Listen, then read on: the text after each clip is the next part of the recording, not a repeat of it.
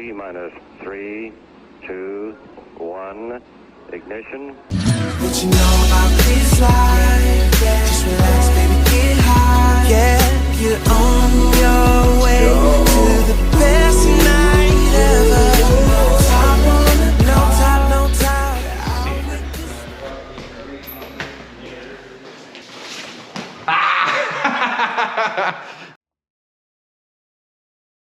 Hello, Best Night Ever League.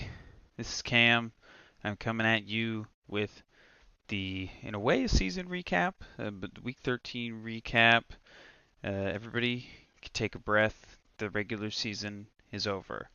I don't know about you guys, but this season was fucking exhausting. So many injuries to a lot of different teams. A lot of ups and downs, close matchups. Scoring 183 points and losing. That happened twice this season, which is fucking bananas. But ultimately, we are here one way or another. The playoffs are set, and our fates are sealed. I squeaked right into the playoffs, so I am thrilled. I'm very happy not to have to stress about getting last. And yeah, that's just where we're at. You love to see it from my perspective. Everything worked out all right. But of course, Connor is the biggest loser here. His team, while very, very good at scoring points, not as good at winning games, unfortunately for him. We'll dive a little more into that. One thing we're gonna talk more about is perhaps who is the luckiest this season. A lot of things go into luck in fantasy football. It's a big element here. It's hard to quantify, but we'll do our best. One thing is that I feel like this is the most active trade deadline we've ever had. I can't remember exactly, but off the top of my head, I mean there were way more movement going on. I mean Connor had a ton of running backs to spare, so it kind of made sense that he offloaded some. And I think this year, more than most, we do have a clear front runner for last place with Thomas's team. No offense, but it is probably you are probably the betting favorite to be the toilet bowl champion. So, or maybe not champion, but you know what I mean. So that's a tough one. And we saw Michael's team get a big upgrade toward the end of the season, so his team looks way different than it did earlier in the season. Nick Finn always battling injuries. Jonathan Taylor's hurt now, but it'll be very interesting. And then we saw a bunch of playoff teams. Every playoff team but mine added players. And for me, I know I squeaked into the playoffs, and with my quarterbacks being injured, and Sam Howell has a Week 14 bye, I didn't think I had a very realistic chance of winning the championship. There's still a snowball's chance in hell. But you know, anything can happen in this fucked up fantasy football league of ours, especially this season. But I thought I had a good opportunity trading Keenan Allen and get some picks for that. I'm set up pretty nice next year, so I'm feeling pretty good about that trade, even though it may have hindered a lot of my potential here for this postseason. But we move on. I love to see everything active. I think Bobby improved, getting Derrick Henry. I think that's actually going to be huge because Ramondre Stevenson went down last week. So we'll kind of see how much that fucks me in our postseason matchup. Andrew got Keenan Allen and Jared Goff and Isaiah Pacheco, so that'll be interesting. Seems like he's kind of loading up for a big push this year. Jacob, I think Devon Achane is a very interesting pickup. He seems to just be a fucking touchdown machine. And as long as he can stay on the field, I think he's going to be really good. So, going to be a wild postseason. We'll have to see how everything shakes out. Looking at the matchups, let's start with the losers bracket here. Connor gets Thomas, and although it is a bit of a different team now that Connor's throwing out there, just since he traded a bunch of players, it is still, he did beat Thomas by about 100 points last week, so I'm not super optimistic for Thomas pulling off an upset.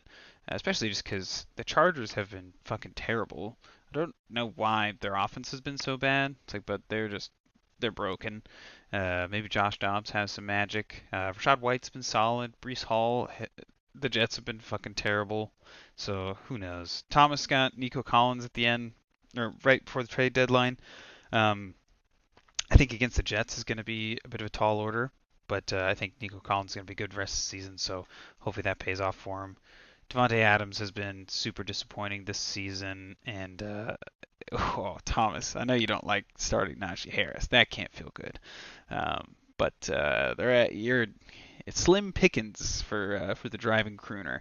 And I mean, seeing Jalen Hurts and Lamar Jackson on the same team in the losers bracket just brings me joy. An absolute disappointment. But that's fantasy football for you, baby. It doesn't matter if you're fucking good. It matters how lucky you are. Anywho, that matchup's looking fairly decent for Connor, I'd say. But looking at Michael versus Finn, kind of as fate would have it, one of the bigger trades of the season went down between these two teams, and now they face each other in the losers bracket to go to the toilet bowl. He's got Kyler on a bye, but I think Justin Fields is probably the better start anyway. So I think Finn keeping all three of those quarterbacks on his roster up till now is actually going to do him some good, especially for this matchup. Otherwise, it's all, who's going to pop off and who's going to disappoint, because is Saquon going to do well? The Packers kind of suck at run defense, and it's just a lot of high ceilings and low floor potential. But I think that Tyreek Hill acquisition is going to pay off a lot of dividends here in the end of the season. We'll see how that all pans out. Looking at the winners bracket, me versus Bobby. I feel like this prediction isn't super kind, especially because this guy Jameis Winston having 0 points 2 weeks in a row. It's like, but I think I'm a heavy underdog here.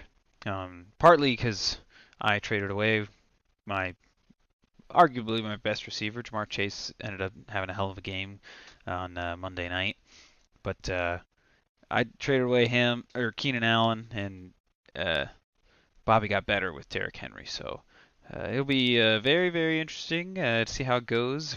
If I can pull off a miracle. I really like Rashee Rice because I think the Buffalo Bills defense is fucking terrible. I at least know watching them is terrible. So I think that Bills Chiefs matchup is going to be absolutely bananas. Probably a lot of points scored. Hopefully it's a big Gabriel Davis game because otherwise Bobby's going to have 200 points against me. But hey, I'm just happy to be here. Still got a chance to win because I got some good matchups. I mean, Bijan could go off. He's been getting a lot of touches. Ja'Marr Chase just proved that he could score 30 points any week still. Stroud against the Jets, I don't like. We'll see if Jameis even starts. If he doesn't, I'll have to find somebody else. I think Rashee Rice is gonna impress. I think he's gonna do well. Laporta's been solid. He's got just as high a ceiling as anybody. Hopefully Zach Moss as well. It's like, but definitely not feeling confident. Yeah, Bobby's starting lineup's pretty damn good, especially if his receivers are if they go off, then they go way off. So we'll have to just wait and see how everything goes. Looks like it might come down to Monday night, but I think my fate might be sealed by then. But we'll see. I'm optimistic, but not super hopeful. But looking at this other matchup, this one's going to be interesting. Is Andrew's team going to actually perform in the playoffs? First time being here. They say in the NFL you gotta learn how to win. You see these teams kind of like the Jags last year. They make the playoffs. It's like, or more like the Chargers. They make the playoffs and it's like their first year actually winning, and then they just fuck it up. And so, what's going to happen with Andrew? I don't know. Is Austin Eckler going to get his head out of his ass? Is McCaffrey going to be able to carry his team? Is CeeDee Lamb going to keep going off? We just don't know. But both these teams have pretty high floors and very high ceilings. So It's just going to be a wild one. I think Mahomes is going to do really well. We'll see if Etienne, he seems to be like hurt, but I don't know. He's been getting a lot of touches, so Jefferson is back though, just in time for the playoffs, and he plays the Raiders and they blow, so it'll be very interesting. So I think the playoffs are going to be fun. It's going to be very interesting to watch. I'm very glad that I don't have to stress about going into a bodybuilding competition or anything like that. But it does make me very, very excited to watch whoever does lose. So get fucking psyched to watch the football this weekend, and I'm very excited for the next month. It's going to be a good time. I wish everyone luck in their postseason matchups, and I hope to see some wild shit go down. Um, so one thing I did though, I was very interested just to see, you know, who's the luckiest and who's the suckiest. Essentially, is what I'm trying to figure out. You know, who's actually good in this league because we have a lot of things to look at. Obviously, criteria here, points for versus points against. So obviously if you score the most points, that is a pretty objective metric of how good your team is. But in this, you know, in this win-loss league, that is not as important. It's like, so you got to get lucky and play the right people. It's like on the right week. So it's points for versus, you know, how much did you score versus how much were you scored against. That's where the luck comes in. And I went through the whole season and I found out how many wins did each team have with a bottom four score versus losses with a top four or top 4 points for. So basically, who got lucky on any given week, and then who got fucked by their matchup. And then any key injuries. Injuries is all luck. Who fucking knows what's gonna happen? Some disclaimers. I say degrees of luck. What I mean is, you know, people could have gotten, you know, maybe lucky because they played like someone who's like a little less shitty than them. It's hard to explain. That's why I didn't write it all down. It's like, but that's more of my disclaimer of maybe I'm leaving some things out, maybe forgetting some injuries. It's not a perfect scale. It's the way I did it. It's a little more black and white. It's like, so I know there's some nuance to this. It's like, but this was my best attempt to try to figure this out. First, let's look at Andrew's team. So his points for, he was sixth. He was second in points against. So second meaning he had the second least points scored on him. He had 2 wins with a bottom 4 score and 1 loss with a top 4 score. So he got lucky twice with matchups and unlucky once. The only notable injury that I really saw as far as like somebody missing time was Austin Eckler. He missed 3 weeks. But other than that, Andrew got pretty damn lucky this year. People did not score very much against him, and he did not score that. He didn't score more than most of the league. So for him to be in the playoffs, it had to involve a decent amount of luck. Looking at Bobby's team, his points for, he was second. Points against, he was sixth. So only 2 more teams got scored on more than Bobby. Wins with bottom 4 score 1, losses with top 4 score 1. So his notable injuries: T. Higgins, he missed a bunch and he's been dinged up.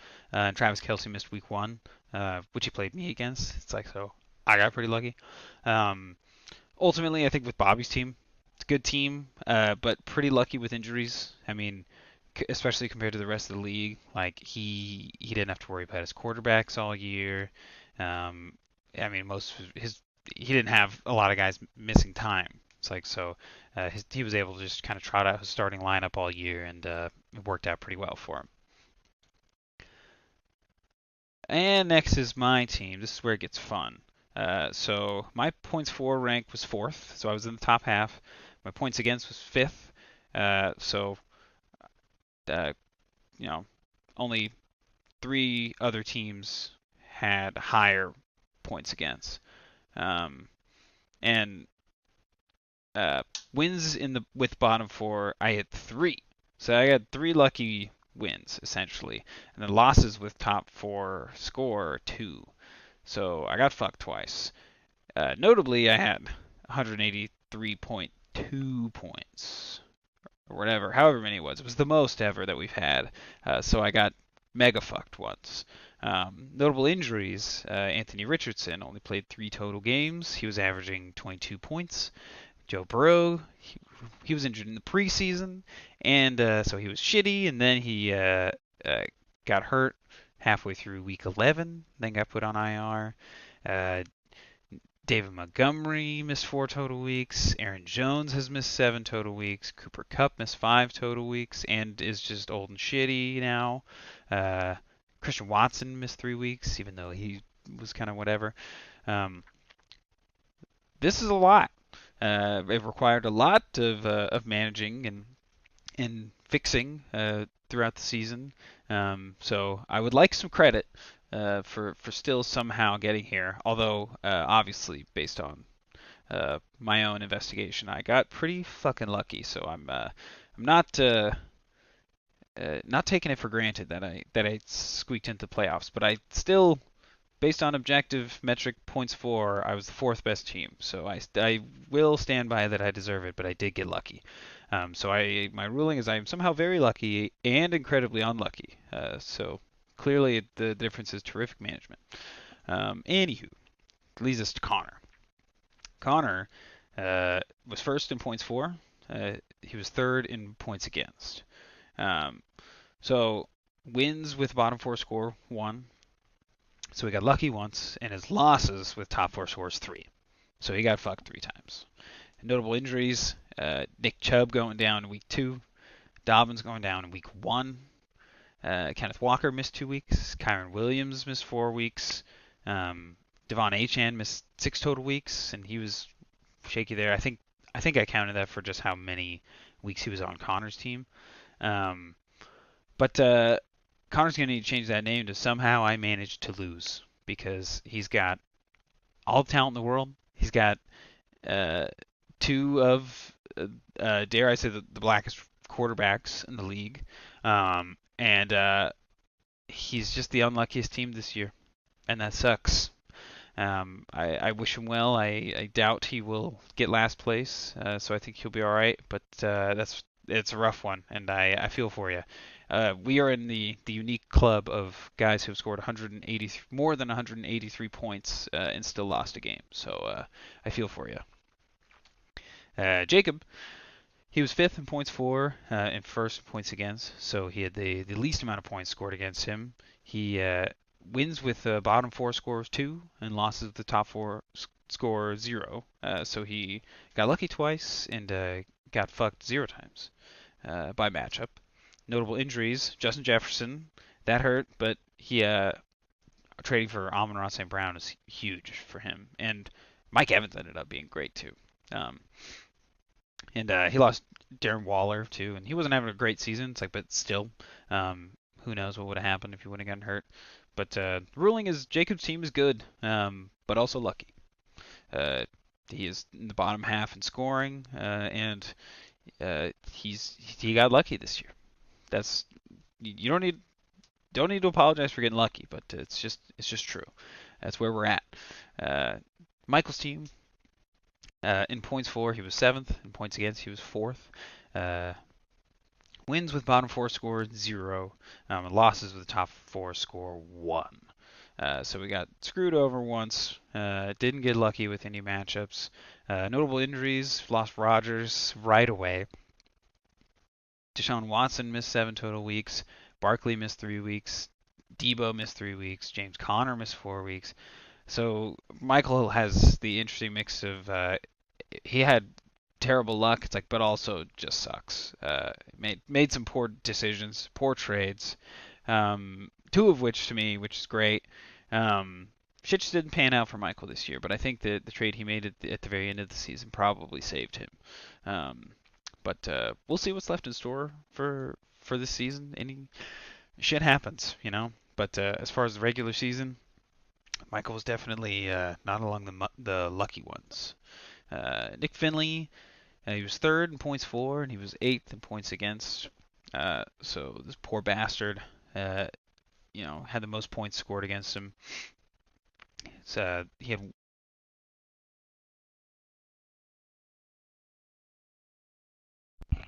headphones turned off. God, I hope everything was recorded. So wins with the bottom four score was 1. Losses with the top four score 1. Notable injuries: Justin Fields missed 4 weeks. Gibbs 2 weeks. Goddard missed 3 weeks. Mike Williams was on IR week 4. Kyler Murray, he's an interesting one. This wasn't so much luck. He was already hurt, but he was on IR weeks 1 through 9. Jonathan Taylor missing time. My ruling is Finn was unlucky, but he did have the DJ Moore 50-point game that got him a win. So that, at least, especially because it was against me, I would say erases any sort of bad luck that you would have gotten, because that was horse shit.